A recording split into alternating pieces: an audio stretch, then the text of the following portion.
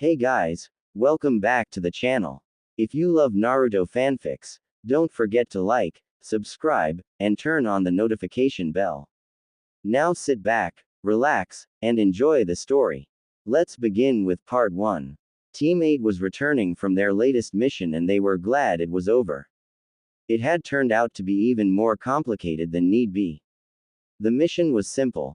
Simply escort a diplomat from the Fire Daimyo to the Hidden Grass Village for a special treaty signing, but it turned out that he was a spy who had been sent to gather intel on both the Hidden Leaf and Grass villages by some unknown third party. Team 8 was able to deal with the man and helped to avoid any possible war from breaking out between the two lands. Kurenai noticed that Hinata was distracted for some reason, though she felt it was not because of the actual mission itself. She decided to ask the young Kunoichi what was bothering her. Hinata, what seems to be wrong? You're even more reserved than usual today. Kurenai asked the young girl beside her. At hearing her sensei's voice, Hinata's whole body jumped in surprise as she looked over and said, Nothing is wrong, Kunai-sensei. Now she knew something was up. In recent months, Hinata would only ever stutter when Naruto was around. Kurenai chuckled to herself on that. She needed to make a mental note to work with the young girl in the future to help her get over her fears and finally confess to the boy so she would later not look back on her life and regret not telling him sooner. I can tell you what the problem is, sensei. Kiba said as he came up along Kurenai's opposite side. Kiba, please. There's no need to talk about it. Hinata quickly said in a pleading voice. Normally I would agree with you, Hinata, but if there is a problem then I need to hear it. Kurenai said. Hinata nodded as she looked down with a small blush appearing on her cheeks. So Kiba, I assume this would have something to do with Naruto. I wonder what it could be considering he isn't with us. Kiba smiled at her and said, well, when you gave us that one day to look around and check out the festival that was being held in the Grass Village, the three of us stumbled on some fortune teller's tent, so me and Shino decided that Hinata should go in and find out what the future holds for her and Naruto. Shino came up besides Kiba and said, it was Kiba's idea. We managed to get her in there and she exited about 15 minutes later. Understandably, she has decided to not tell us what was said even though Kiba has tried his hardest to get her to. And judging from the way she's been acting since then, she either got bad news or got some really good news and is wondering what to do with the information she was given. Kiba added, I mean, when she came out at first, she seemed to act like she is now. But when I asked her what happened, she didn't say anything. She just walked away, though I'm sure I noticed a smile cross her face and maybe even a blush. So I'm not quite sure what she was told. Kurenai now wondered what could have been said that would make Hinata both happy and sad at the same time. Hinata, meanwhile, was thinking back to that moment. Flashback. Hinata entered the fortune teller's tent and was expecting to see an elderly woman or some kind of gypsy but was surprised to see a girl no older than she was. The redhead looked at her and smiled. I see I have yet another guest. Please come in and tell me what you want told. Hinata nodded as she sat down before the girl. I'm guessing that you aren't here by your own free will but rather here because some friends forced you, right? Hinata looked at the girl in surprise before nodding. The girl laughed before saying, I thought so, and just so you know, the reason I know this was because I heard one of them from the outside saying as much. So, am I right to assume you want a love fortune told? Hinata didn't need to say a word, her blush was more than enough to answer the question. Judging from your reaction, I'd say you got yourself one heck of a crush and you're too shy to tell him. Again, Hinata didn't speak but just simply nodded. Okay then, tell me his name and if you have one, a picture of him if possible. Hinata looked away for a moment before returning her gaze to the girl before her and saying, his name is Naruto Uzumaki. She then reached into the right pocket of her coat and pulled out a picture of Naruto she always had on her just in case she needed inspiration or was just needing to see his face. The girl took the picture from Hinata, examined it for a moment before smiling and saying, he's really cute. Maybe I should look him up and see if he'd like a date with me. The look of shock and fear crossed Hinata's face as she grabbed the picture back and held it protectively as if it was Naruto himself. The girl laughed and said, "I'm joking, don't worry. I can tell he really means a lot to you. So, let's see what the future holds now, shall we?" Hinata breathed a sigh of relief as the girl placed her hands on the crystal ball before her. After a moment, Hinata noticed a glow that was illuminating the inside of the tent. But the glow wasn't coming from the crystal ball, but from the girl's eyes. After about a minute, the glowing faded and the girl looked at her and said, "Well, that was interesting." Hinata looked at her confused. What do you mean?" she asked as a habit of fear started to form within her. Does this mean her chance with Naruto will never happen? Well, it's hard to say. From what I gather, the reason you have yet to tell him is because you fear he'll reject you, correct? And that he currently has an interest in another girl, yes. Hinata nods at both as her heart starts to sink into depression, thinking she'll never get her chance. But I see there's another reason for your inability to come out and tell him. Hinata now looked at her confused. What else could possibly be the problem? I sense that a long time ago something you did hurt Naruto, and your inability to tell him how you feel could originate from this event. That a sense of shame and self-loathing towards yourself because of this event may also be at work here. What do you mean? I've never done anything to hurt Naruto unless you're referring to my inability to talk to him and ask him to be my friend during our academy days. Hinata found herself tearing up at this confession. Looking back, it was a regret of hers that she had been so shy and timid back then that she couldn't approach him even though she did care for him during those days. She knew how lonely he must have been but still did nothing. It was no wonder he never noticed how she felt. Who would want to notice a person who actually cared but did nothing to show it, instead keeping a distance and watching the one she cared and admired most suffer and now reaching out to comfort and befriend him? Maybe that could be it. But I think that there could be more to it than that. I get the impression that something else happened that you can no longer remember. Don't ask me what though, I'm not sure, but I have a feeling something did happen between you two that you can't remember. But enough about your past, you came to hear about your future. From what I can tell, you have little time left to tell him how you feel before you'll lose your chance forever. Hinata looked scared at the thought of that and asked, "How much time?" "I really don't know. All I can say is you don't have much left.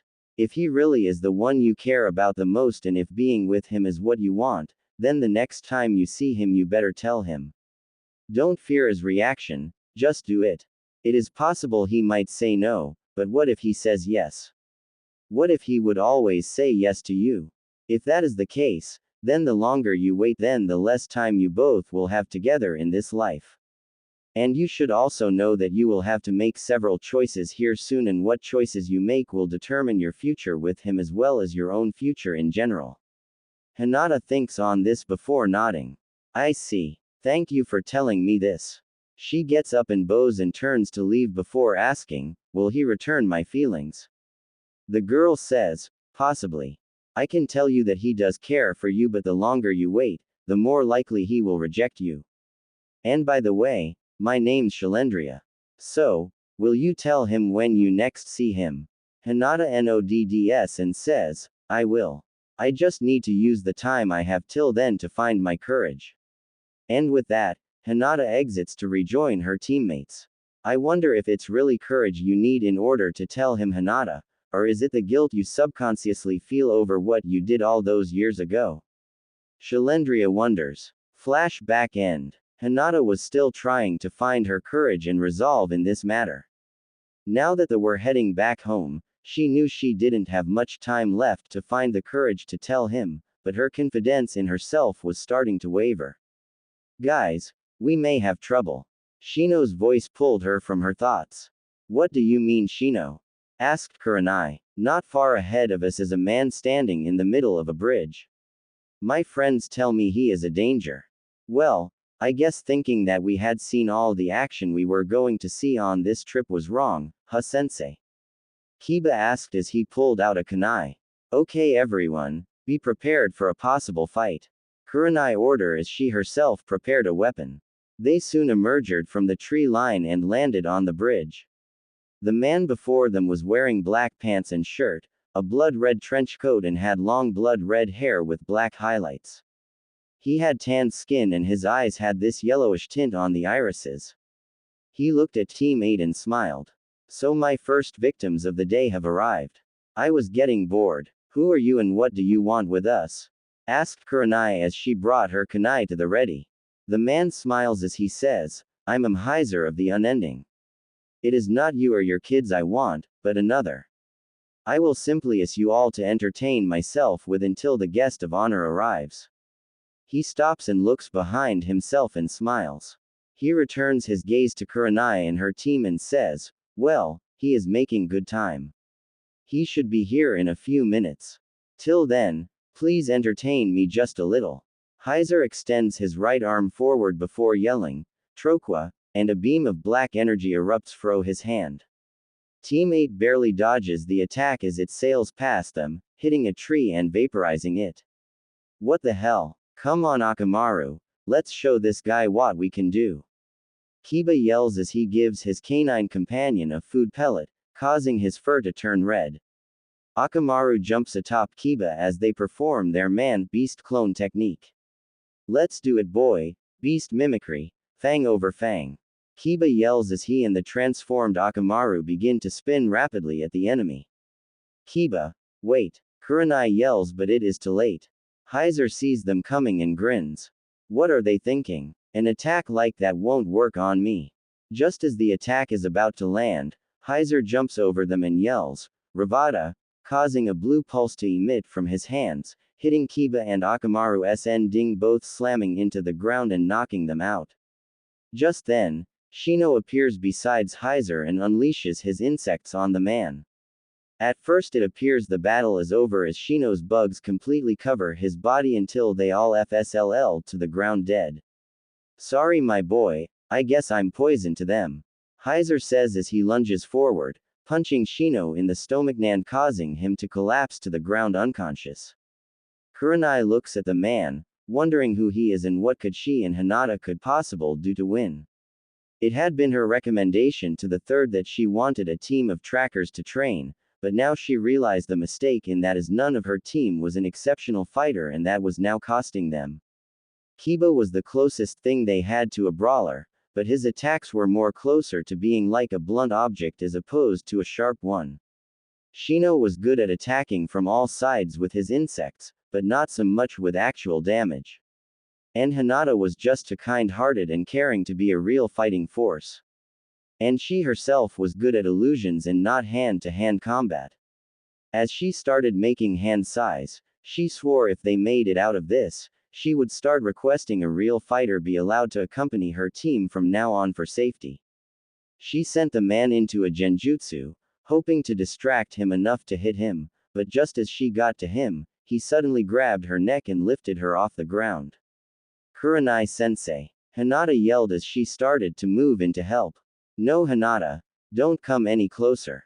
Run. Kurenai ordered. How noble of you my dear, trying to save her life.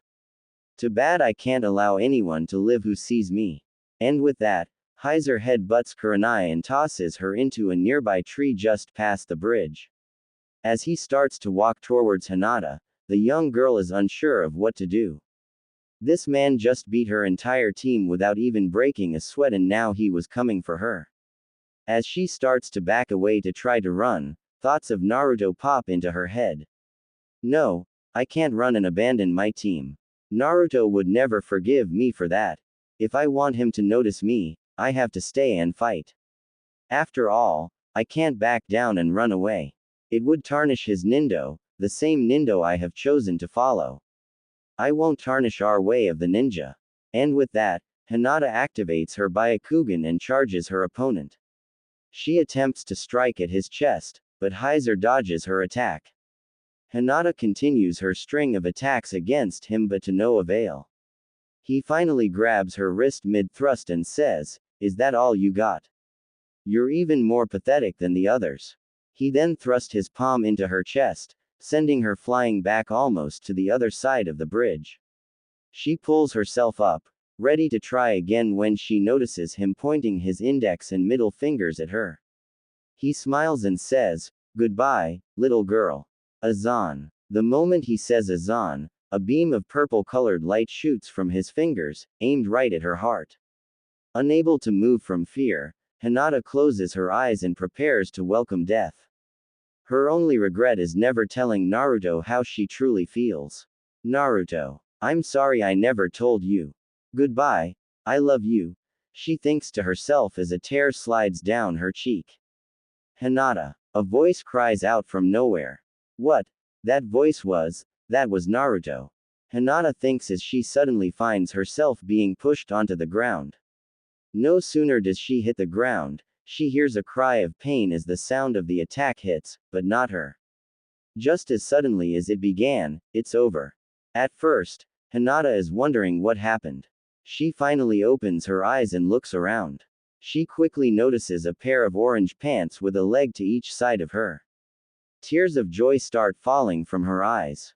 Somehow, Naruto came and saved her. She's about to thank the boy she has loved since forever as he stands over her till she notices something that causes her to pale. A small stream of blood is falling onto her coat and pants. Naruto? She asked confused. She looks up to see where the blood could be coming from and freezes as her eyes come to rest on his chest. At the center of his chest is a small golf ball-sized hole with blood slowly pouring out.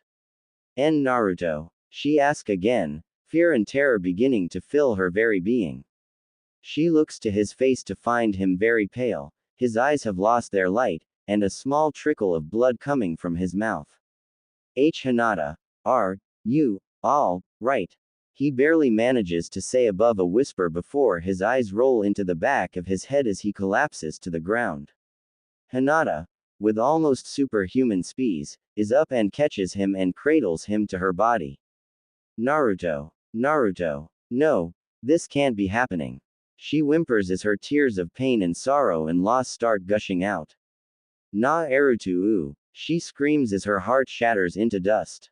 Kurenai, Kiba, and Shino stood before Tsunade, a look of absolute defeat apparent on their faces. Tsunade looks at them, waiting to hear what happened on how this tragedy came about. She spared a glance to her left as she saw Shizune doing her best to comfort the very distraught SP. Hinata, who was shaking slightly as tears continued to pour down her cheeks. Her eyes red and puffy as she makes small hiccup-like sounds from her throat. She looks back to the rest of Team 8 and says, "Well, I'm waiting. Who's going to tell me what happened?" Kurenai finally broke the silence as she related the whole mission leading up to their encounter with Heiser. After she was flung into the tree, she found that though still conscious, she couldn't move and could only watch as Heiser and Hinata fight. Just as he launched a beam of purple light at Hinata, Naruto shot past me faster than I'd ever seen anyone move. He got to Hinata and pushed her to the ground before the attack could hit her, though he wasn't able to get himself out of the way before he was hit.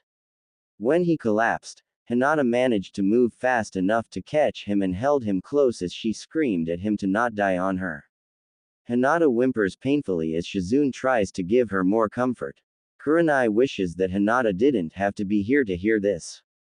Having gone through it once was bad enough, but to hear it being retold must be torturous hell for the girl, seeing as how her one true love died in her arms. But Tsunade felt she might be needed to explain things.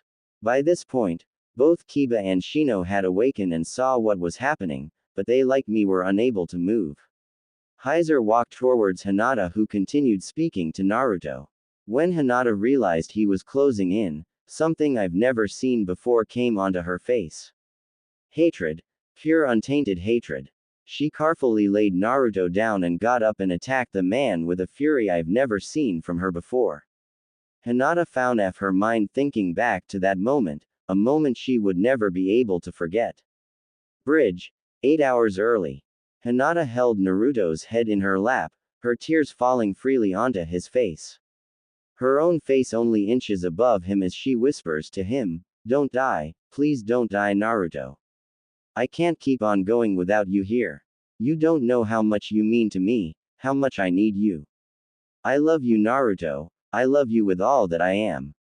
You're my strength, my inspiration, my everything. Without you here, I return to being a weak nothing, so please don't die on me, my love. She breaks out into another sob as she buries her head against his, praying to every god in existence to bring him back to her. My oh my, isn't this rather cute? In fact, it's so cute that I feel like I'm gonna puke. Heiser says as he walks towards Hinata. The young Kunoichi pulls her head up and looks at him. Heiser stops and is impressed by what he sees. Both Kiba and Shino finally awaken only to see Naruto laying on the ground and Hinata giving their opponent the most hate-filled look that they have ever seen on a person. Even Sasuke wouldn't be able to top her now. Hinata lovingly lays Naruto's head on the ground and says, "Just wait here, my Naruto, this will only take a moment." Hinata gets up and starts to move towards Heiser, her Byakugan activating with a word or a hand sign. Well, what little move you gonna try on me now, weak girl? Heiser asks her with an amused tone. You attack us when we did nothing to you and you hurt my team. For this offense alone I would make you pay. But, for what you did to my Naruto, I will give you a slow and painful death. And with that, Hinata shoots forward, moving faster than she ever has before. Heiser smiles, thinking this will be easy. But just as he's about to dodge her attack, she becomes even faster and hits him with her gentle fist, which isn't really that gentle right now, and sends him stumbling back. He looks at her with surprise. Interesting, I wasn't expecting this from her. He brought out of his thoughts as she comes at him again, hitting him with every attack. Heiser tries his best to dodge her, but she is too fast for him to evade. Finally, Hinata has had enough and screams, "Now you die." And with that, she channels all her remaining chakra into her hand and strikes at his heart. The hit causes his whole body to shake violently as he coughs up blood and falls to the ground. Kurenai, finally able to move, stumbles over to Kiba and Shino and helps them up. Satisfied that she has taken Heiser out, Hinata turns to head back to Naruto. Ha, I must admit, you're really strong there, girl. Hinata stops and turns around only to be punched in the gut by Hesier. She manages to pull herself up only to see Heiser standing nearby, completely uninjured, and hold a motionless Naruto by the neck, suspended in midair. So, what are you gonna do now, little girl? Hinata tries to move forward, but her now exhausted body gives out and she falls to her knees. Kurenai, Kiba, Shino try to move in to help when another person arrives beside Heiser. Well, aren't you having fun here, Heiser? Says the black-haired woman. She has very pale-colored skin with black nail polish and lipstick. Heiser looks at her and says, "Well, Reikwa, where have you been? I got a little bored waiting for you and our target." Reikwa gets a rather annoyed look on her face and says, "Well, if you were paying attention then you would have noticed our real target did a jump. He's no longer here." Heiser looks confused, then he reaches out with his senses before saying, "I guess you're right. So, shall we go now?" She nods as she waves her hand, causing a blackish-purple void to open behind her. As the turn to leave, Hinata yells out, "Wait." Heiser looks back at her and says, "What is it? Give Naruto back right now." She screams. Heiser realizes he's still holding the boy and looks to his partner. "Just toss that trash aside, he has nothing we need for the mission," she says as she enters the void. He smiles and says, "Here, catch him if you can." As he tosses Naruto, not towards Hinata, but instead towards the bridge railing. Heiser laughs as he enters the void, the portal closing behind him. Hinata is instantly back on her feet, rushing to catch him. Naruto's body hits the railing and remains there for just a moment before sliding off into the massive opening below. Hinata lunges forward and manages to wrap a single finger onto his coat sleeve, but it slides off before she can grab any more of it and his body tumbles down nearly 150 feet before hitting the rapidly moving water hard.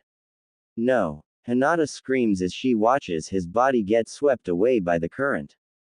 Hinata goes to jump after him before she is grabbed by Kiba and Shino. No, let me go. I got to rescue Naruto. She yells as she struggles to break free. Kurenai steps up and presses a finger to the back of her neck, causing Hinata to fall into unconsciousness.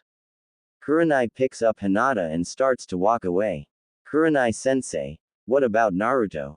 Kiba asked. What can we do for him? Nothing as of right now and maybe ever again. For now, let's return to the village and report to Tsunade. Kurenai says as they begin the journey home. Hokage office. I see. Well, I will have the guards around the village double their watch just in case, and all teams will be informed to not engage this enemies if encountered. If there is nothing else, you're dismissed. Tsunade says as she fights back her own tears at having lost her little brother. Lady Tsunade, weakly asked Hinata, speaking for the first time since awakening. What is it, Hinata? Tsunade asked. When will a search team be sent to find Naruto? I would like to go with them. Hinata asked with hope in her voice. She must still hope he is alive. Tsunade thinks to herself. I'm sorry, Hinata, but there will be no search. I'm sorry to say, but Naruto has been lost to us. He will be given a hero's funeral, though we don't have a body to bury and have his name inscribed on the memorial stone. Tsunade says sadly. But why? Naruto has done so much for this village. Hinata pleads, only to be interrupted by Tsunade. Look, Hinata, I know how you feel, but we simply can't afford to send out our shinobi to recover a dead body, even if it's Naruto's. The village is still attempting to recover from the invasion during the Chunin exam, and we can't afford to do something as time-consuming as this. This discussion is closed. It's not fair, after everything he's been through in his life. After all the pain and mistreatment he's suffered. After all he's done for this village, despite what this village has done to him, we won't do something as simple as going and look for him. Why is it then even in death, he's still left behind by everyone? Hinata says as new tears begin to pour from her eyes. She turns and runs out of the Hokage's office, ignoring everyone calling out to her. Hinata! Wait, come back! Kiba yells as he and Shino go to follow their teammate. Kurenai stops them and says, guys, let her be for now.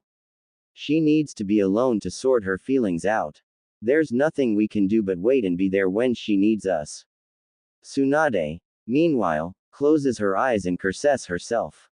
She wants to go herself and find Naruto, but the village and its people come first. Naruto's place. 2 days have passed since that day, and Hinata awakens from another restless sleep. Since leaving the Hokage's office, she has been here. She hasn't returned home or even been outside since breaking in. All she has done is sleep, eat some of Naruto's ramen, bathe, and sleep some more. She knows that today, Tsunade will be sending people to clean out Naruto's apartment and take his things to be put into storage. So before they arrive, she'll take some things to remember him by. After getting out of his bed, she starts to look around to find mementos for her memory of her love.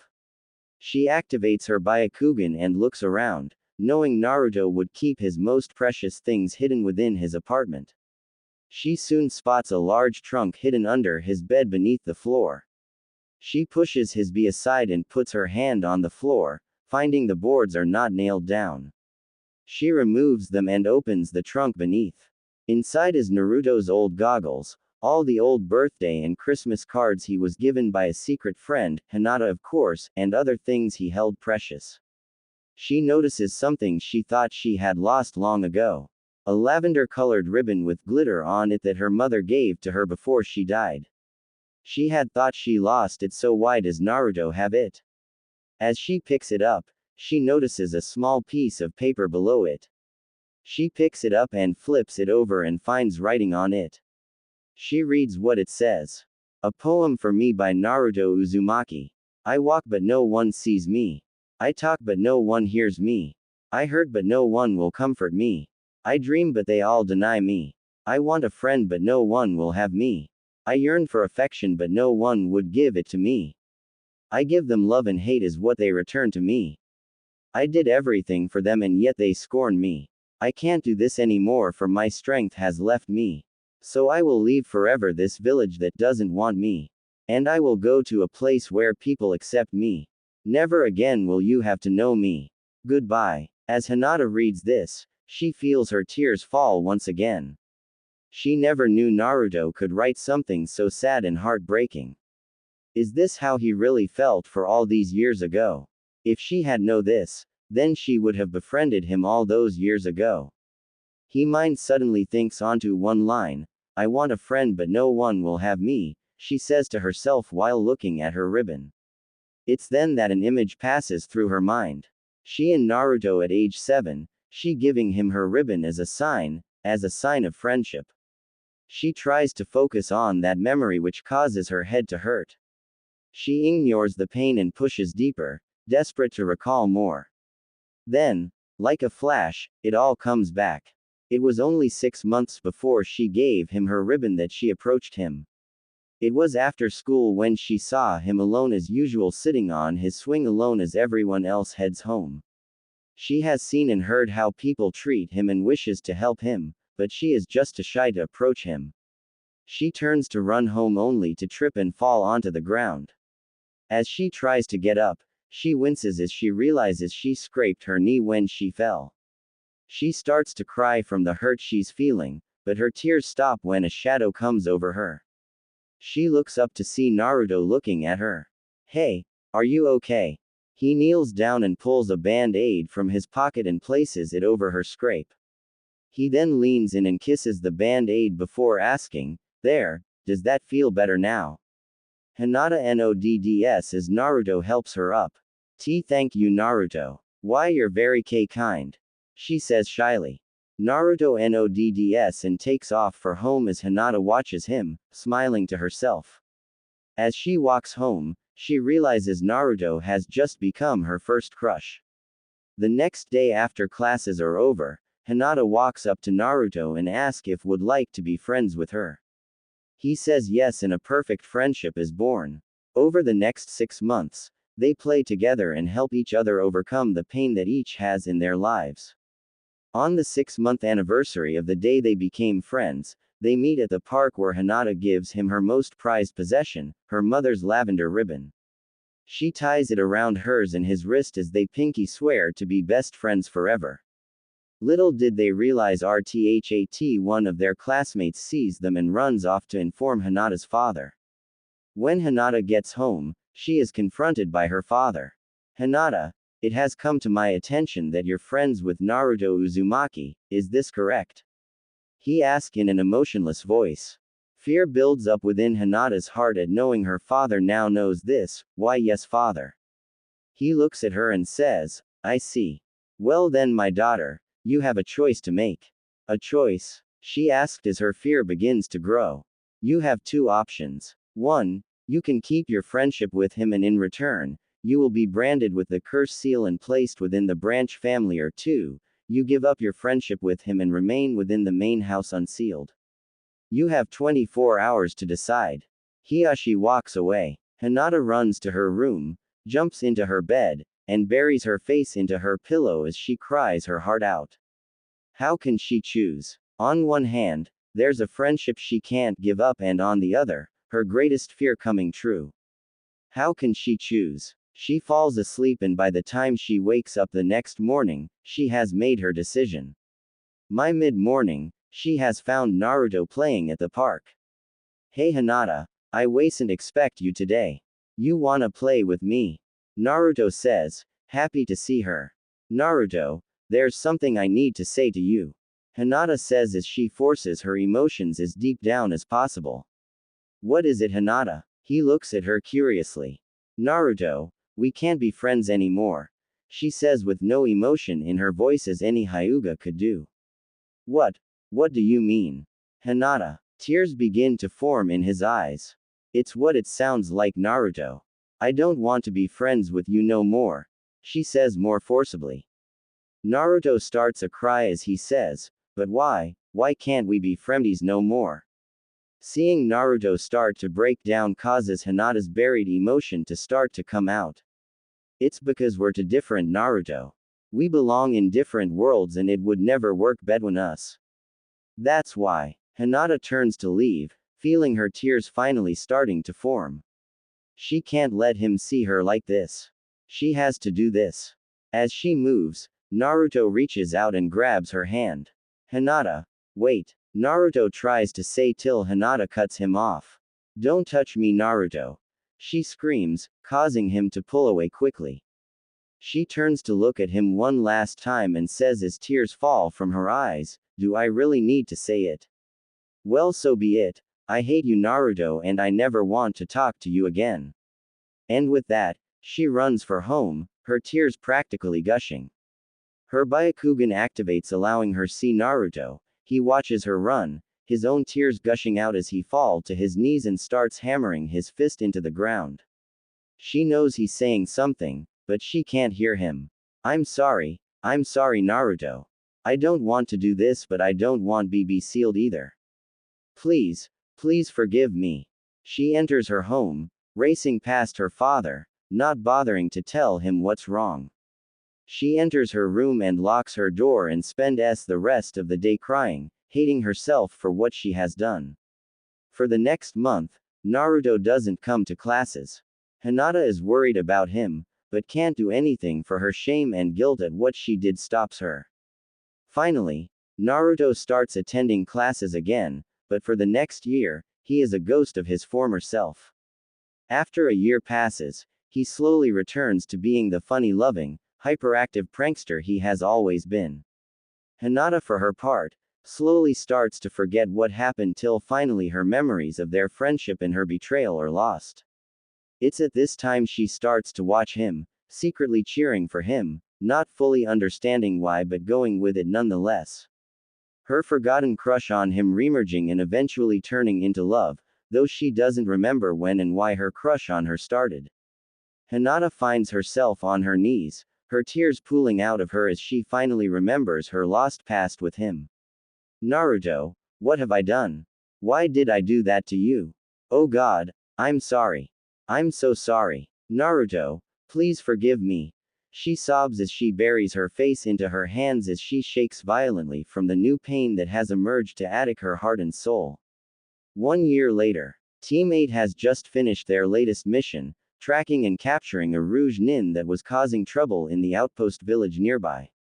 Kurenai needed to have a private chat with Tsunade, so she sent her team off to do whatever they wanted for the rest of the day.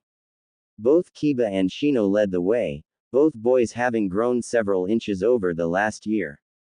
Akamaru trotted by Kiba's side, the young pup now standing taller than Kiba's knees as he wagged his tail happily. Hinata came last, a look of exhaustion on her face. Though she was still the same height now at 14 as she was at 13, she had started to let her hair grow out, now reaching halfway down her neck, and her were now just a little bigger.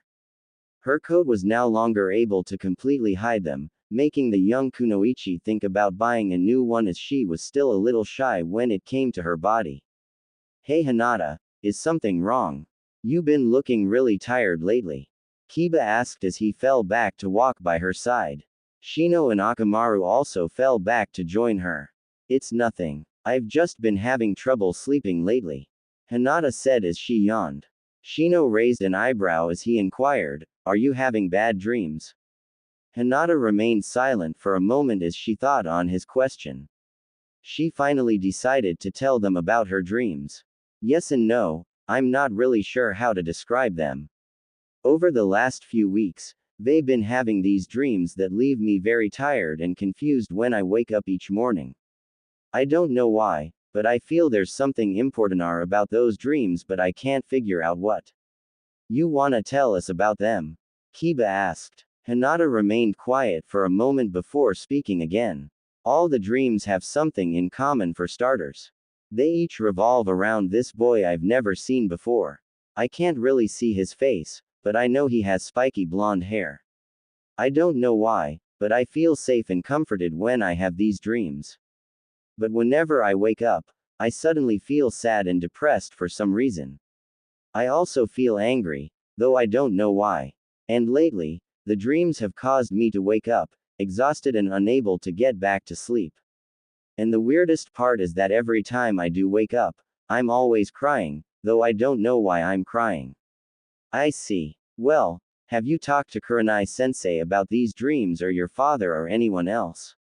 Shino asked. Hinata looked at her teammates and noticed that they were both a little pale. Maybe they were tired too. No, you guys are the first I've talked to about this. Do you think I should talk to Kurenai-sensei about this? Shino nodded and said, she may be able to help you better than either me or Kiba can. Hinata nods and says, okay, next time I see her, I'll talk to her about it. Thanks for being such good friends, you guys. It makes me happy to know I can count on the both of you when I need help or advice. A pang of guilt crossed both boys' faces as she said that, though Hinata didn't notice. Hey, don't worry about Hinata. That's what friends are for, right? Well guys, I was going to ask if we should go over and do some training right now since we kinda got our butts kicked on today's mission. But, I think it would be better if we all just call it a night and get some sleep. We can meet up in the morning and train. Shino and Hinata agreed as the both started to head off. Hey Hinata, I want to ask you something. Hinata stopped and looked back at Kiba. Shino also stopped to see what his teammate was going to say. What is it, Kiba? She asked. Kiba scratched the back of his head as he asked with nervousness in his voice. I was wondering if you would like to go out sometime, you know, like a date or something. Hinata blushed as no one has ever asked her that before. She smiled as she said, I don't know, I need to think about it. Is it okay with you if I sleep on it and give you my answer tomorrow when we meet to train? Kiba nodded and told her yeah. Hinata smiled again as she turned and walked home.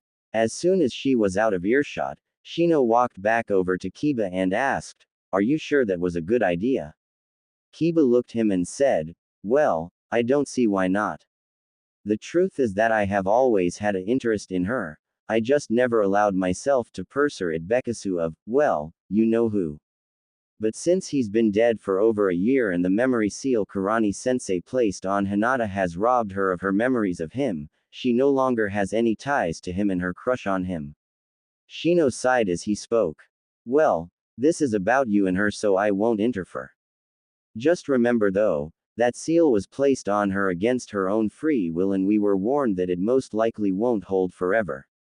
If and when it does break, she will remember Naruto and the fact that we helped to hold her down as Kurenai-sensei placed the seal on her while she begged us all to not take her memories of him away will make her hate us. If you and her are in a relationship at the time, no matter how involved it is, she will hate you. You do know that, don't you? I'm sure she'll understand. We did it for her after all. Kiba said in defense of what was done. That's how we see it, but will she see it that way? Just think of it this way. What if Akamaru was kidnapped and you wanted to go find him even though there wasn't enough shinobi to go around for that as was the case with Naruto? So, to get you to back off, we sealed your memories of Akamaru and at some point in the future, that seal finally broke and you remembered. How would you feel about that being done? And with that, Shino left for his home as Kiba suddenly became very afraid as to what Hinata would do to him. Minutes later, with Hinata. Hinata walked slowly toward home, her mind thinking on Kiba's request for a date. Sure, she liked him and all, but did she like him in that way? To be honest, that possibility never crossed her mind before.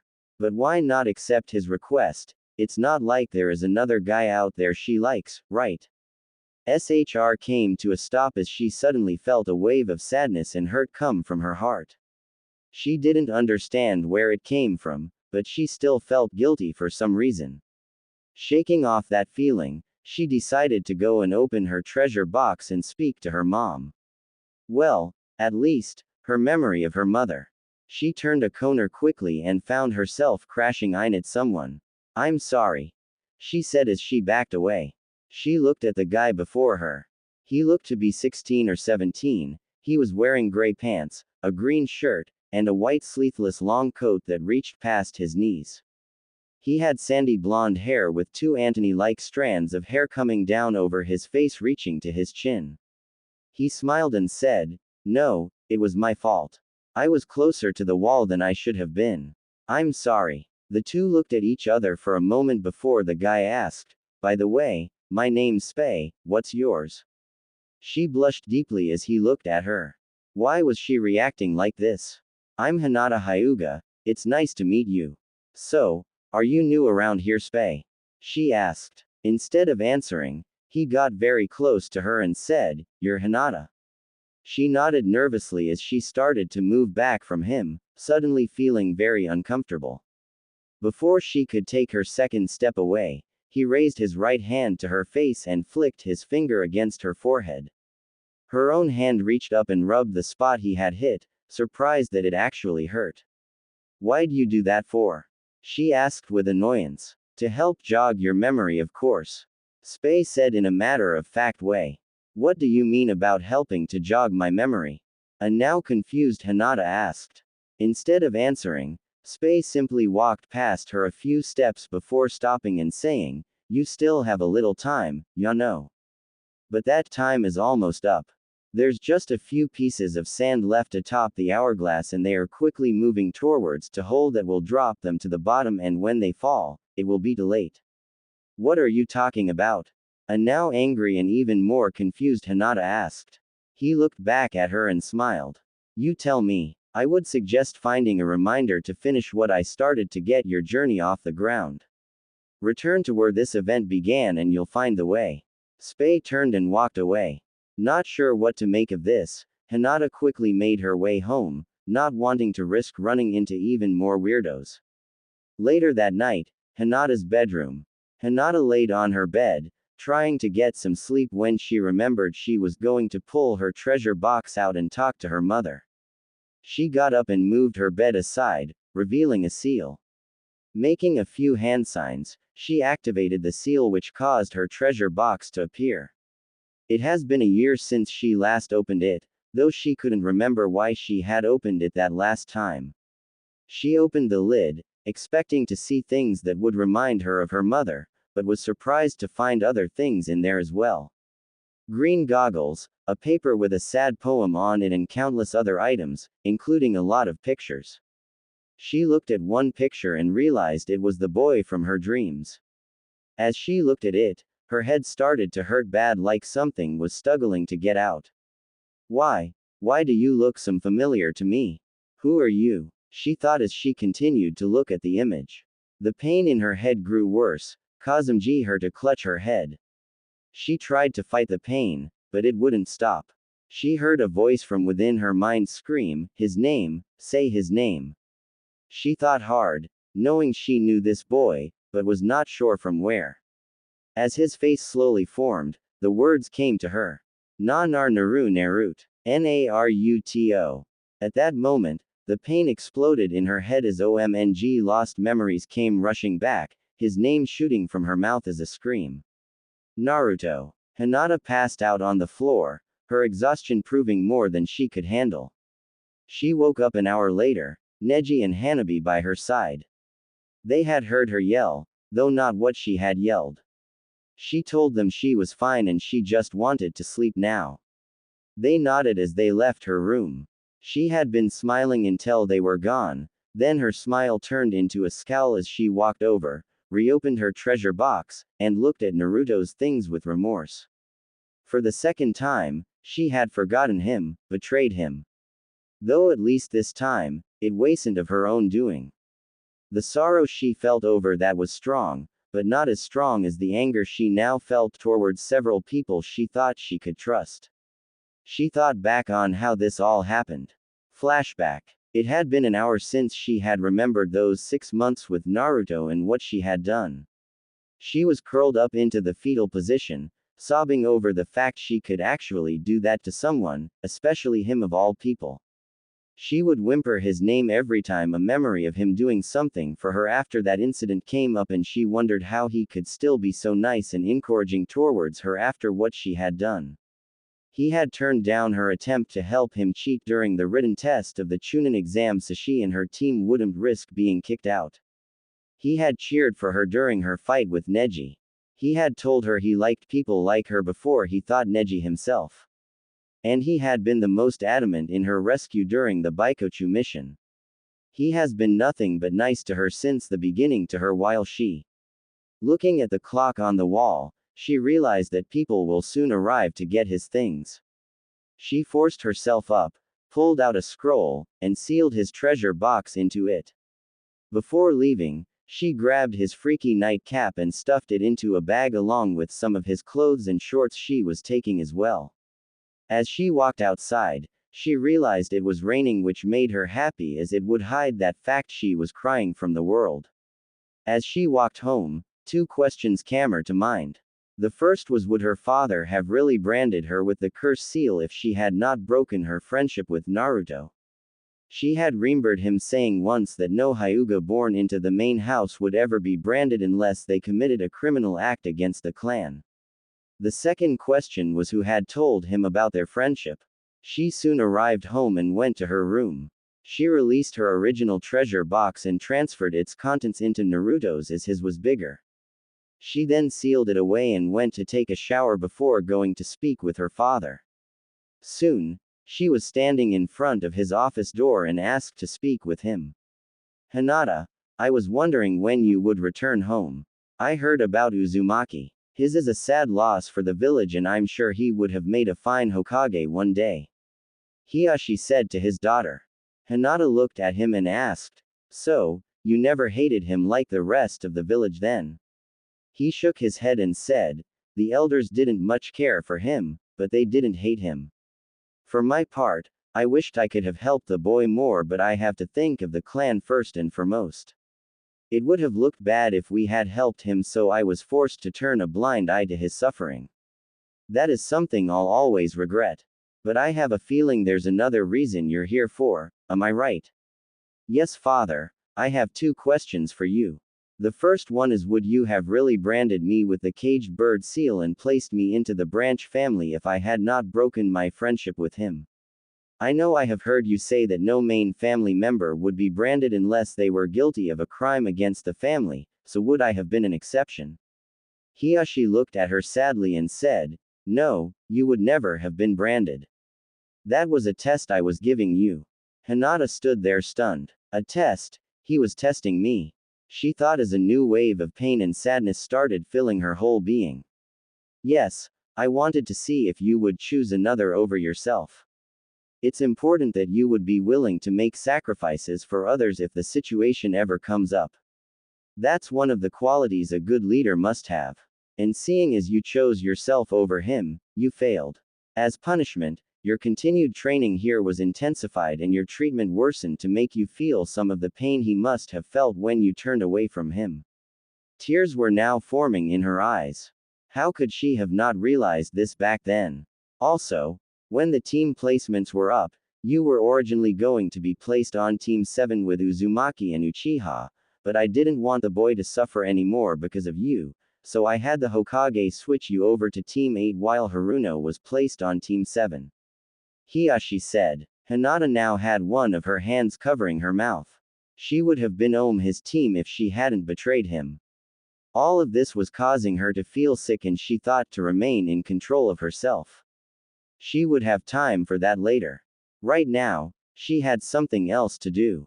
Getting herself back under control, she spoke again. I see, thank you for telling me this, father. My other question is, who told you about us? Hiyashi looked at her and said, your teammate, Kiba, brought this to my attention. He had seen you two together making that best friendship pact and came and told me because he figured Uzumaki was trying to corrupt you. I knew the truth and decided to use this as an opportunity to test your strength of character and loyalty. When I heard he was going to be on Team 8, I felt it fitting that you would be teamed with the one who started you down this path you're on now. All emotion was gone from her face. She couldn't believe it. Kiba was the one he started this whole thing. She knew it was really her fault, but she never would have had to choose so soon if it wasn't for him. She again thanked her father for telling her, excused herself and returned to her room. She didn't sleep that night as she thought on everything she had learned and experienced. She knew she would never be the same again. 1 week later, Tsunade called all the rookies together to inform them of some important things. Naruto's death had hit them all hard and they all wished they had been nicer to him over the years. It was on this that Tsunade revealed the truth about him being the container of the nine-tailed fox as well as being the son of the fourth Hokage. They left that day feeling more sorrow than they ever imagined. All of them wishing for just one more day with him so they could say what they wanted to say.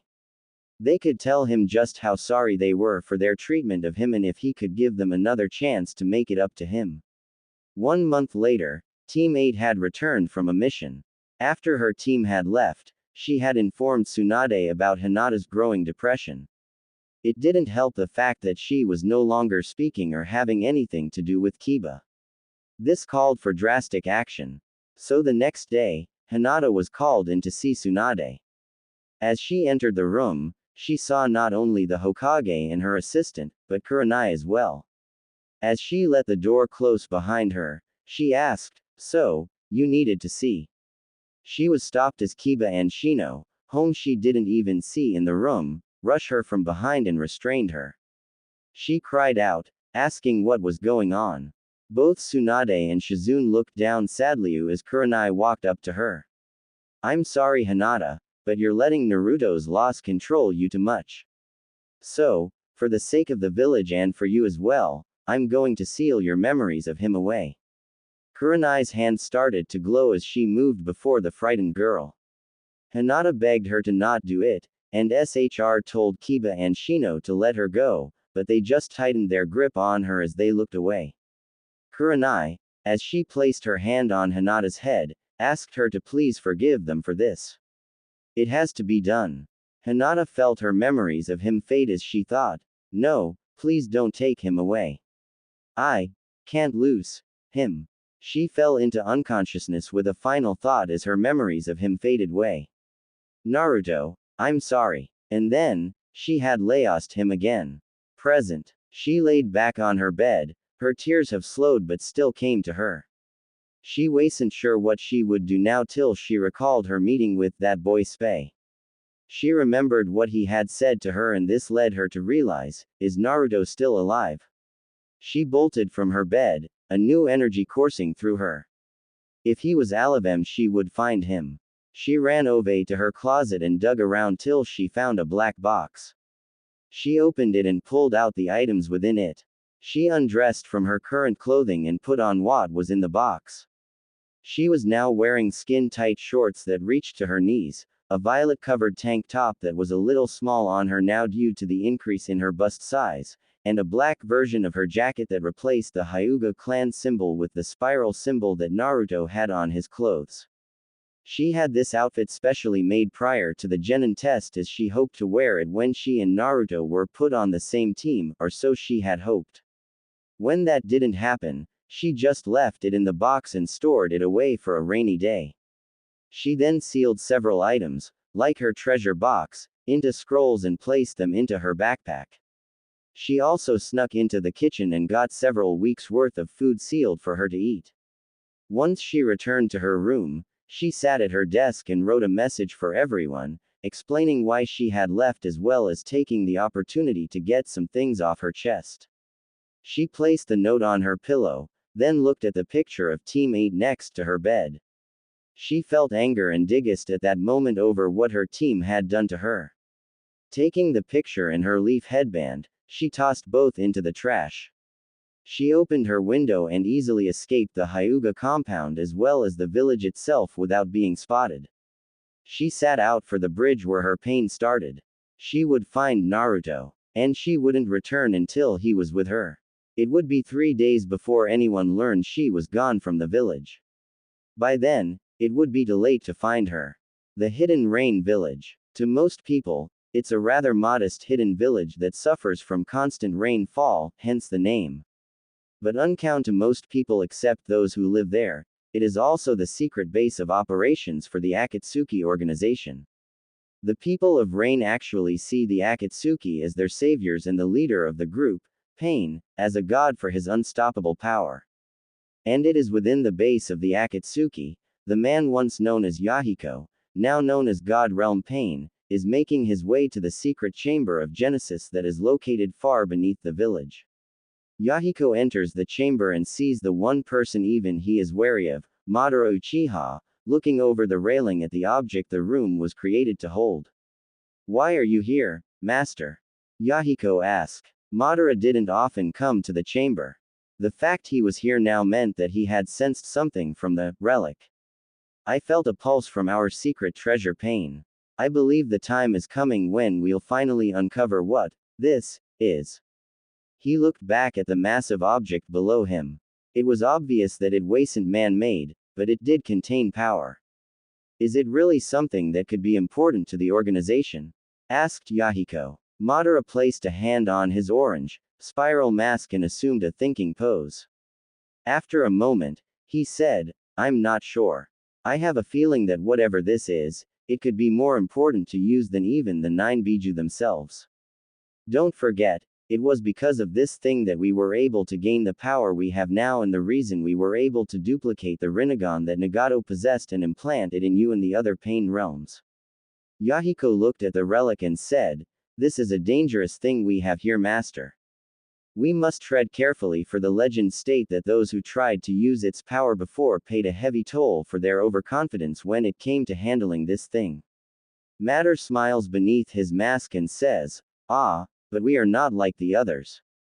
We have been very careful in its handling than most. Plus, if it wasn't for this, then you and the other realms would not possess the unstoppable powers you now wield. Imagine what we will gain in the future. Yahiko turns to leave when he hears a slightly different voice come from the mask. Toby is a good boy, isn't he? With Hinata. It had been over 8 hours since she had left the village, and she had now arrived at the bridge where she had lost Naruto. She walked over and knelt down and touched the spot where she had been laying as Naruto saved her from death and took the hit for her. She allowed some tears to escape as she thought of him. She loved Naruto so much, that being without him now hurt her in ways she could never have imagined. But did she have the right to love him? She couldn't help but wonder if all the things she had done to him over the years could be, or rather, should be forgiven. She honestly wasn't sure. Right now, her first priority was to find him and tell him how sorry she was and that she would do anything to make it up to him. She would confess her love and even offer him her body as payment for her sins. Even if he hated her for the rest of their lives, it didn't matter to her. Just being there with him would be enough for her. There was the possibility that he himself had forgotten about their earlier friendship, and if he had, she would tell him. For her, there was no more holding back, no more secrets. He deserved to know everything and she would tell him everything. She got up and walked over to the railing and looked over. Jumping may very well be the only option, but it wasn't one she was ready to try yet. Okay, Hinata, you're here now. So what next? She asked herself mentally. Why don't you just jump, Hinata? Don't they say that whatever doesn't kill you will make you stronger or something? Hinata jumps at the voice, not expecting anyone to be here, especially someone who knows her name. She looks towards the sound of the voice and is both surprised and relieved to see Spei. Spei, what are you doing here? She asked. The same as you, going to see Naruto. I have a delivery for him as well as some news about home. Spei says with a smile as he walks over to her. So Naruto is alive. I'm so glad. Wait, you mean he's been with you the whole time? She asked. Hinata was getting confused by this sudden change in events. Yes, both me and my partner found him and have been taking care of him over the last year. I'm sure you have many questions about him, but I ask you to refrain from them until we meet up with him. There's a lot to tell you and I don't have all the answers you seek, okay? She nods as she places her hands over her heart and breathes a happy sigh of relief at the news. I do have one question, how do we get down there? Or do we need to go down? Hinata asked. Spei looked over the railing for a moment, then looks at Hinata and says, well, if a critically injured Naruto could survive, we should right. Hinata wasn't so sure. She was never as strong as Naruto and he could survive anything in her opinion. A fact that he had proven by surviving that fall after getting a hole blown through his chest. I guess we could, but. Before she could continue, she gasped as Spay suddenly picked her up bridal style, rushed the railing, jumped over the railing, and started free falling with a very terrified Hinata. As she screamed, Hinata managed to get out. What are you, crazy? What the hell's wrong with you? You're gonna get us killed. Spay smiled at her and said, how do you know we don't have to die to get to Naruto, The look of horror that crossed her face was prickless for him. Don't worry, we'll live. I promise, Spay said as they continued the free fall. With the rushing water coming quickly, Hinata closed her eyes tightly as she gripped Spay with all her strength. 1 second, 5 seconds, 20 seconds passed before her mind realized that something was wrong. Where was the painful splash of water? You can open your eyes now, Spay said to her. She did as she was told and gasped when she realized that they were floating several feet above the rapids. We were floating in the air, she said with an amazed voice. She had never heard of a jutsu like this before. Floating now, flying soon enough. And just so you know, this isn't a jutsu I'm using. She looked at him in shock. If this wasn't a jutsu, then what was it? He laughed at her confused expression and said, this is something else we'll talk about later, okay? Till then, you can stop holding me like you want me, ya know. Hinata was confused by what he was saying till she realized her chest was pressed up against the side of his face, giving him both a big smile and a blush. She immediately pulled away from him a little as he repositioned her. Asking her if she was ready and receiving a nod in response, his body shifted from a vertical to a horizontal position and he shot forward. Hinata tightened her grip again as he moved through the canyon. She actually enjoyed the feel of the air as they moved at an amazing speed. It only took them minutes to clear the canyon and enter a large forested area the river cut through. Spay stopped following the river and started moving through the tree lines, giving Hinata a slight scare as he rapidly moved as close as he could to trees and tree branches to see if he could dodge being hit at the last second. After a few moments of this, she started to enjoy the thrill this was producing. Spay smiled at her delight. He needed her to feel happy and energetic for what she was about to go through, if she chose to, of course. They soon arrived at a small grove surrounded by trees with a weird arch in the center made out of marble.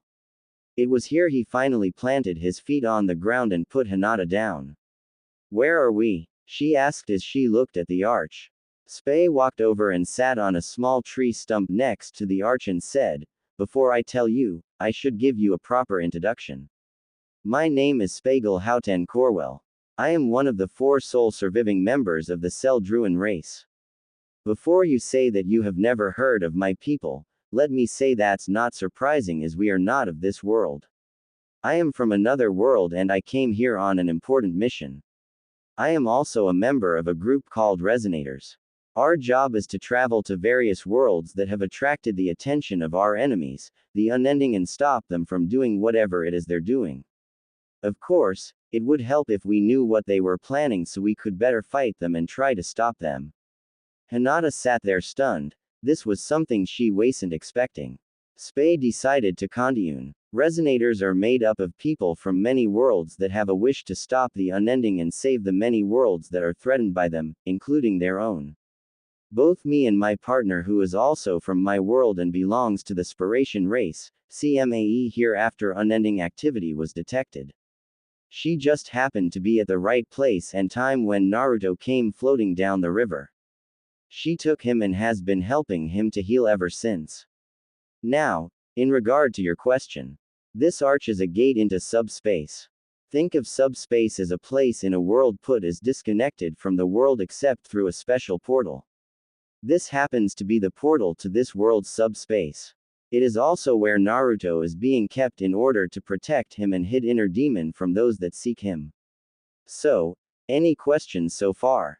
It took a moment for Hinata to realize he asked her a question. This was all so much to take in for her. Shaking off her confusion, she asked, If Naruto is in a place that can't be reached except through special means, then how would anyone have found him if our village actually tried to find him?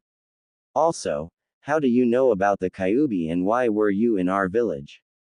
For your first question, if anyone had arrived here looking for him, my partner would have known about it, and if their intentions were good, she would have met with them and let them in. As for your second, Naruto told us all about himself. And for the last, I had to pick something up for him as well as confirm a few things.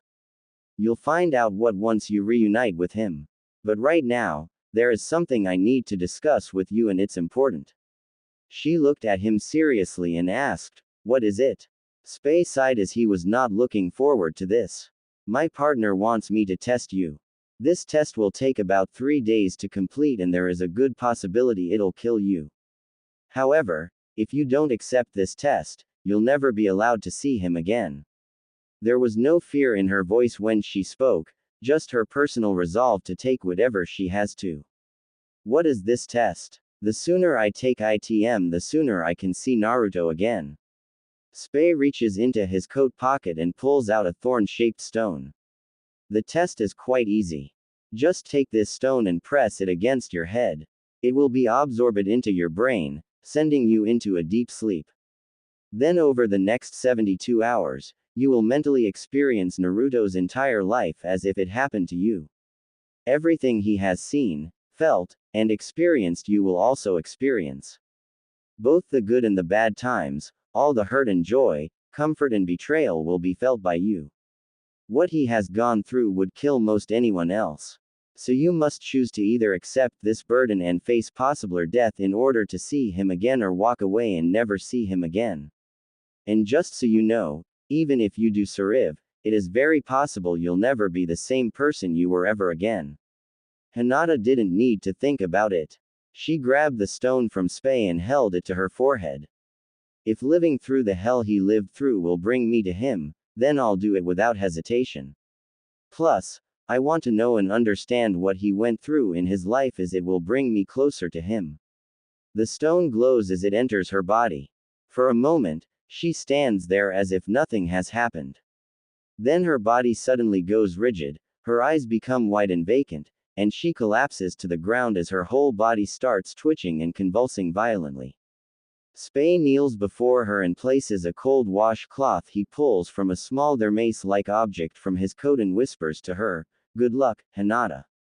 3 days had passed since Hinata had left the village, and in that whole time, not a single person had noticed.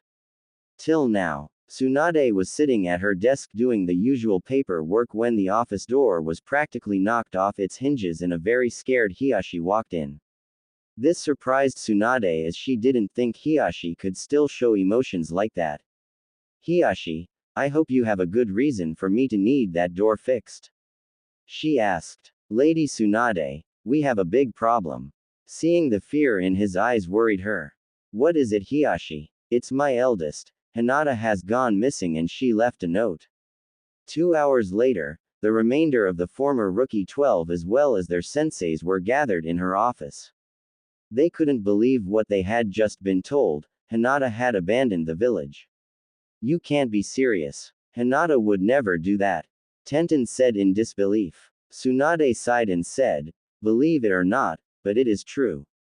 According to the note she left, her memories of Naruto returned and she left to go find him, believing him still alive. And the note was dated 3 days ago." Shikamaru was the one to speak next. 3 days? How the hell did we not notice her not being in the village for that long?" Tsunade shook her head. "That's what I was wondering.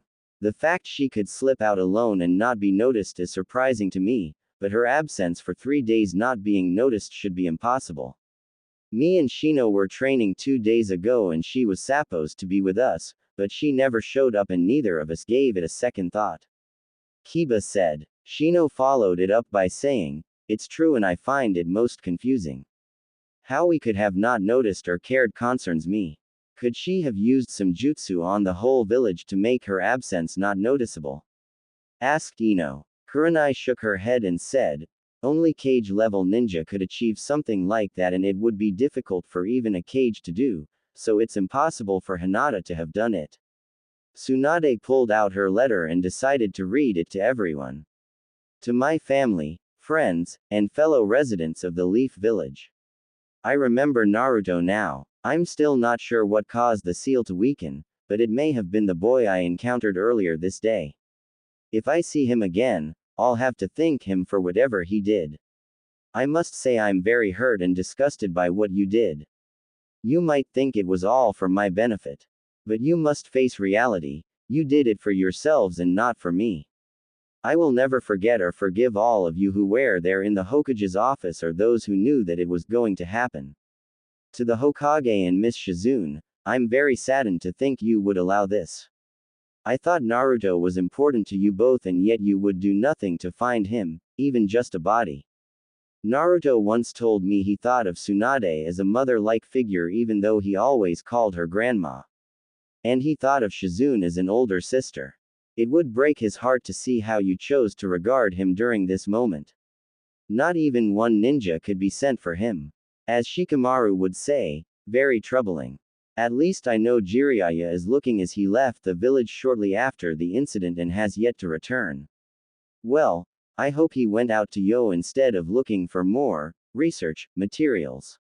To my team, or should I say former team, your betrayal hurt me most of all. Kiba and Shino, I thought of you two like brothers and close friends, yet you two are the ones who held me down and ignored my cries as my memories of Naruto were taken from me. I can't forgive you for that.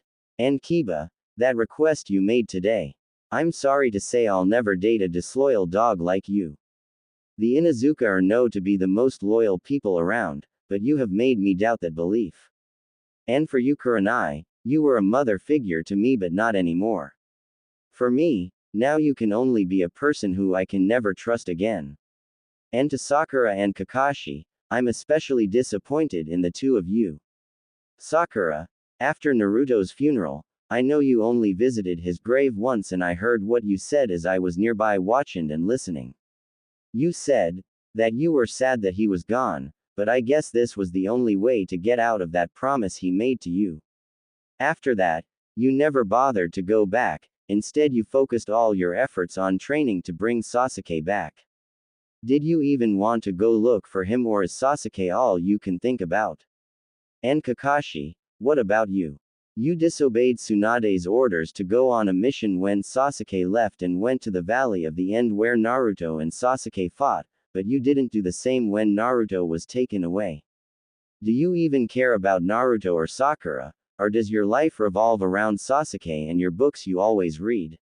I believe in my heart Naruto is still alive, I can feel it.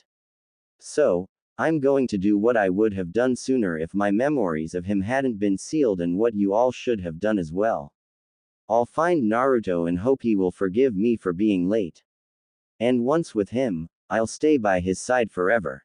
So goodbye, Hinata. Everyone looked both shocked and saddened by the letter. What she said was true, they all knew that. But being told that still hurt them greatly. Okay everyone, listen up. Team 7, 8, 9, and 10 will be heading out and find Hinata and bring her back here. You all have 1 week to find her. If you can't, I'll have no choice but to place her name into the bingo book as a missing nin. Sakura suddenly spoke up, but we can't do that. Hinata, I know Sakura, I don't want to do it either, but I have no choice in the matter. It's a rule that must be followed no matter what. Just be glad I'm giving you all a week to find her and bring her back, as normally, this would be done within 24 hours of her leaving, and we're way past that point. Now all of you move out. And if you do find Naruto, bring him back too. With that, the 4 teams left to begin the search. At the arch, Spay awakened from the nightmare he was having. It was about Wispy again. Ever since she had been killed by the Unending's number 2 man Hoskins, he has suffered from nightmares of that day every so often. Wispy, I miss you. A day doesn't go by where I wonder if I could have done something different that day which could have saved you. He pushed those thoughts from his mind, now wasn't the time for what ifs. He had things to do and time was running out. He looked over to where Hinata was resting and noticed she was gone. He quickly got up and looked around, finally spotting her sitting on a tree branch and looking towards the morning sun. He smiled as he floated into the air and moved to her side. He noticed she was crying silently, obviously lost in thought. I never knew just how hard Naruto had it. I thought I did, but what I imagined could never have come close to the truth. Tell me, Spagel, how could Naruto go through all that and still be such a kind and positive person? Spay sighed and said, it's because he's strong. Naruto is a rare example of a person who can have the world shit on him and still find a reason to smile and do good. Hinata nodded at this before turning to him and asking, why am I still alive? I saw his life and I can honestly say I would never have survived it. Instead of answering right away, he reached up and flicked her head again. Before she could move her hands and complain about that, the memory stone emerged from her forehead and landed in Spay's hand. I lied about you dying. I wanted to see how far you would go for him. And I'm happy to say you passed. This shows that you have matured a great deal since you were 7. I can understand why you chose yourself then. You saw how the main family treated members of the branch family and how they felt about you. If you had been put into the branch family, you would have been tortured daily by the main family members that hated you. Hinata looked at him in shock, so it was another test to see if I could choose another over myself. And how do you know about my past? Spay smiled at her and said, that's right. My partner wanted to know if you were still the same person now as you were at 7. If you were, then you would have no right to see him at this time. And as to how I know about your past, while you were asleep for those 3 days, I took an empty memory stone and copied your life onto it to learn more about you and what you really want in life. Sorry about that, but I find that the best way to learn about a person is to live their life. Now, enough of this rambling. Wanna see your boyfriend? She nodded as she jumped down to the ground and then said, Naruto isn't my boyfriend. At least not yet, though I hope he will be someday. Well, he is a boy and a friend, so what I said is accurate. Spay said with a smile. As they walked to the arch, an important thought came to Hinata. Hey Spay, if we've really been out here for 3 days, wouldn't we have to worry about others from the village showing up? And why is it you got through my life's memories quicker than I did with Naruto's? Spay stopped and looked at her and said, simple, before I left the village, I cast a little spell over the leaf that made it easy for you to leave and nobody would notice your absence till this very morning. They're probably only now realizing you're gone and preparing to send people to find you. And as for me seeing your life quicker than you saw Naruto's, it's because I've used memory stones more often. The more you use one, the quicker it takes to see all that's on it. Resonators are required to share their memories of their lives with other resonators to help make our friendships and working relations easier. Hinata nodded as they continued walking till they stood before the arch. So, how do we open the gate? She asked. Spay raised his right hand and placed it on the arch and said, Open sesame. Hinata looked at him in disbelief and said, Please tell me you're joking. He pulled his hand away and looked at her and smiled. Yes, I am. Seriously though, in order to open the gate, we need to use the gate key. Unfortunately, me and my partner never found where the key to this gate is. Then how did you two open it then? Hinata asked. Spay started digging into his coat pocket and pulled out a crystal. Simple. Since we don't have the key, we'll use this skeleton key all resonators have. It can open all gate arches with ease. He then pressed the crystal against the arch, causing both to glow. After a moment, a puddle of light appeared inside the arch.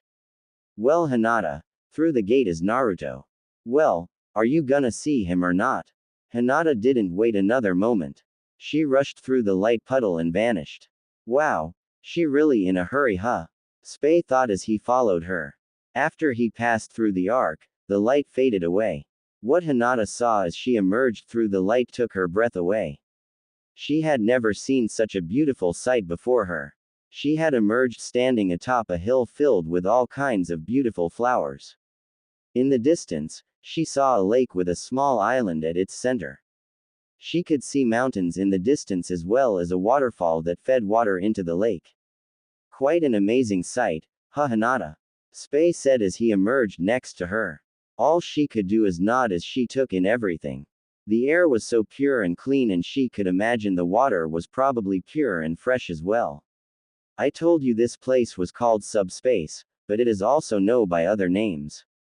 The end of the world, the edge of the world, Utopia, and my personal favorite, Eden. This place is truly disconnected from the rest of the world it exists in. If you moved in a straight line, you'll find yourself back where you started in about 5 hours or so. Hinata allowed herself another few moments to look out in awe over the scene before turning to Spei and asking, "So, where is Naruto?" Spei reached out and pointed to the lake island and said, "He's right over there, probably training to get back in shape as my partner observes him." Hinata said to herself, "Naruto, just a few more minutes. I'm coming." And with that, she bolted at her fastest speed and charged towards the lake. Spei couldn't help but laugh as she ran before lifting into the air and following her. Hinata cut through the flower fields quickly enough and made it to the lake. Using her chakra to stay atop the water, she ran across the lake and soon arrived on the island, moving to the small house she saw before her. "Naruto, Naruto, Naruto," she kept repeating as she drew closer. She saw the door open. She cried out, "Naruto." But she was stopped dead when, instead of Naruto, she saw Shalendria. "What are you doing here?" The young redhead that Hinata met back in the grass village in the fortune teller booth looked at her and smiled. "Hey, it's the girl with the mad crush. I see you finally showed up." Before Hinata could reply, Spei landed beside her and said, "Hey Shell, so do you think Naruto will like the gift I brought him?" Shell smiled and said, "I don't see why not. She's a very cute gift that no boy would refuse. Unless he was gay, of course." Hinata looked back at Spei and asked, "Shalendria is your partner. Why didn't you tell me sooner?" Spei smiled and said, "Well, you never asked. Not before we play a round of 20 questions, don't you have a boy waiting for you?" Hinata quickly turned and looked at Shell, who smiled and said, "He's on the other side of the house, training his butt off." Hinata had already bolted towards Naruto's location, leaving both Spei and Shell to think, such a rude girl. Doesn't even have the manners to stick around and listen to a full conversation. Hinata made it to the other side quickly, then stopped in her tracks at what she saw. Before her was Naruto, dressed only in boxers as he faced off with 6 shadow clones. "Naruto," she whispered as she looked at him. He was more muscular than she remembered him being, and she could tell he was taller now. His hair was also longer than before, but not by much. Her heart sped up and she started to blush as she watched him. 2 of the clones charged him and he leapt into the air, grabbing both by their shoulders and slamming them against each other, taking them out. Another came at him and attempted to land a punch. Naruto ducked under the attack, then sent an uppercut against the clone's jaw, taking it out. He then charged the 4th clone, grabbed it, and launched it number 5, taking them both out. The last clone moved in, throwing caution to the wind. Naruto smirked as a Rasengan appeared in his hands without the aid of a shadow clone. He charged the clone and slammed the chakra sphere into its gut, completely destroying it. As Naruto stood there attempting to catch his breath, he heard Spei's voice from behind him. "Naruto, I'm back and I got news about home. And I got you a gift too." Naruto composed himself and turned around. "It's about time, Spei. I need a real challenge and my shadow clones just don't compare to you." "So, what's this gift?" Naruto's voice trailed off as he finally laid eyes on Hinata. For what felt like an eternity, the 2 teens looked at each other. Naruto broke the silence. "Hinata." That was all it took for Hinata to break down into tears. "Naruto," she cried out as she rushed him and threw her arms around him, hugging him as tightly as possible, fearing he would vanish if she loosened up even a bit. She buried her face against the top of his chest, crying hard against him. Naruto was unsure of what to do at first. Allowing his instincts to take over, he reached out and returned her hug while rubbing his hands up and down her back for comfort. This just made her hug him even tighter if that was possible. I'm sorry, I'm so sorry Naruto, she said over and over again through her sobs. Naruto, without even thinking about it, kissed the top of her head and said, "It's okay Hinata. Please don't cry. And why are you saying you're sorry? I'm the one who should apologize for making you worry like this over the last year." Hinata shook her head and said, "No Naruto, you didn't do anything wrong. It was me. I've done horrible things to you over the years." Naruto shushed her and said, "I don't think so Hinata. But we can talk about it later. For now, let's just enjoy this reunion." She nodded as they continued to hug for several minutes, neither noticing the grinning and blushing pair watching them. Hinata finally pulled away enough to look at his face. The last time she had seen him, they had been roughly the same height, now her maximum height would place her at his nose in comparison. He was even more handsome than she remembered and she was tempted to throw caution to the wind and kiss him. The thought made her blush as she looked down, not wanting him to see her blush. It was then she noticed the nasty scar her head had been resting against on his chest. Naruto noticed the pain in her eyes as she saw it and said, "Hinata, don't worry about it. I proudly carry this scar to help remind me that I saved one of my precious friends from being killed." Hinata looked back up at him, new tears sliding from her eyes as she thought, Naruto thinks of me as one of his precious friends.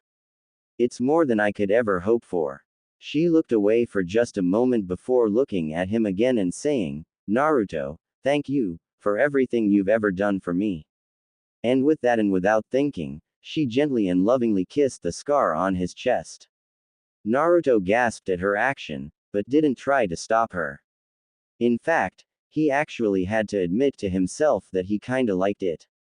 As Hinata pulled away, she heard Sape whistle and Shell say something. "Damn Hinata, that is so. I honestly didn't think you had it in you to be so bold and do something like that." Hinata suddenly realized what she had just done. Her whole body turned a deep red color and she did something she hadn't done in over a year, she fainted. Naruto caught her before she could hit the ground and cradled her close to him. He heard the sound of laughter and looked to see Spay and Shell laying on the ground, laughing their off at what just happened. He looked back at the unconscious girl in his arms and smiled as he used one hand to muss her hair. "I'm glad you haven't changed, Hinata," he said happily to the girl as a small smile appeared on her face.